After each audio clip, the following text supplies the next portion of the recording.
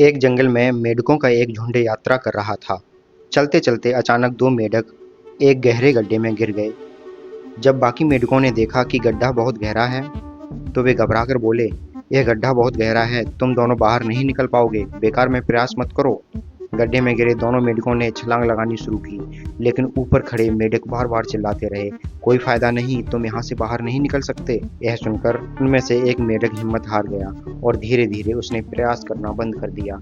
अंततः उसने विश्वास कर लिया कि अब वह बाहर कभी नहीं निकल पाएगा और थककर उसने अपने प्राण त्याग दिए। लेकिन दूसरा मेंढक बिना रुके उछलता रहा। बाकी मेंढक उसे रोकने की कोशिश करते रहे, ऊपर से चिल्लाते रहे कि कोई फायदा नहीं, तुम बाहर नहीं निकल पाओगे, फालतू का प्रयास मत करो। पर वह और भी जोर से कूदता गया।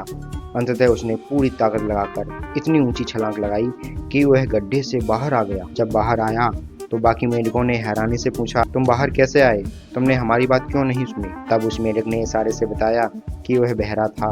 वह समझ ही नहीं पाया कि बाकी मेंढक उसे हतोत्साहित कर रहे थे। उसने तो यह समझा कि वे उसका उत्साह बढ़ा रहे हैं और इसी विश्वास ने उसे बाहर निकलने की शक्ति दी। तो दोस्तों, इस कहानी का सबसे बड़ा संदेश यही है कि हमारी सफलता इस बात पर भी निर्भर करती है कि हम दूसरों की बातों को किस रूप में लेते हैं।